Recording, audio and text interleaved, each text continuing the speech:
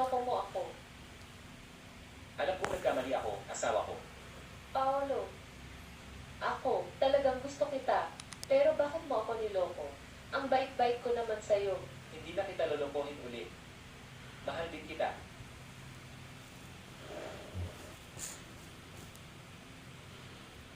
Sir, ihanda mo ako ng 900 at 99 na rosas at yung mula sa huling auction na diamond ring. Ngayon na agad. Mas mabilis, mas maganda. Boss, uwi na ako. Bibigyan kita ng 100,000 piso na bonus ngayong buwan. Agad mo kontakin si Atty. Song. Mag-draft ng property agreement.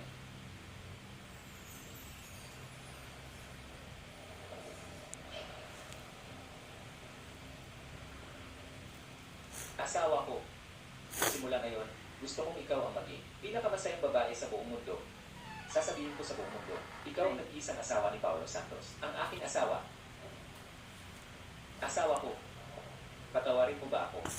Ano ba yung ginagawa mo? Pinag-isipan ko po ng malalim. Hinihiling ko po na bigyan niyo ako ng isa pang pagkakataon para magbago. Ako, Basta patawarin mo lang ako. Handa akong lumuhod sa labas o sa duyan pa, handa ako. huwag ka nang lumuhod. Mahal ko, Ang tuhod ng lalaki ay dito. Kaya huwag ka na munang lumuhod. para sa akin, wala nang mas mahalaga pa kaysa sa'yo. Mahal ko, bigyan mo pa. Ako ng isa pang pagkakataon, okay. Kung gayon, huwag mo na akong lokohin sa susunod. Sumusupa ako sa hinaharap. Hindi na kita lulukuhin pa. Mahal ko, mahal kita.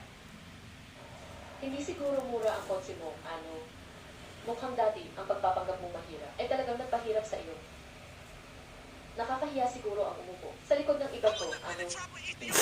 Hindi nakakahiya kahit kaunti. Kung hindi ka naniniwala, mamaya ako, susunduin kita gamit ang iba. Hindi na kailangan. Para. Ayoko lang masyadong maging kapansin-pansin. Sa hinaharap, sa opisina. Ikaw ang maging CEO mo. Ako ang maging simpleng empleyado mo. Magkunwari tayo hindi magkakilala. Ayaw mo ba ipaalam sa lahat ang tungkol sa akin? Gusto ko lang umasa sa sarili kong kakayahan para tapusin ang trabaho at hindi maging isang walang silbing palamuti. Bye, mahal ko. Bea Reyes, umaga mula sa isang mamahaling kotse. Naku, siya ba? May bago na naman siyang sugar daddy.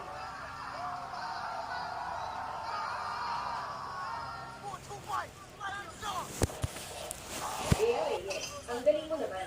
May bago ka na namang sugar daddy. Maria Santos, kung patuloy mo akong sisiraan, maniniwala ka ba kung bibigyan kita ng paningirang ko? Tingnan mo, nakita ko mismo. Bumaba siya mula sa isang mamahaling kotse. Sasabihin mo pa bang hindi ka? Nagkaroon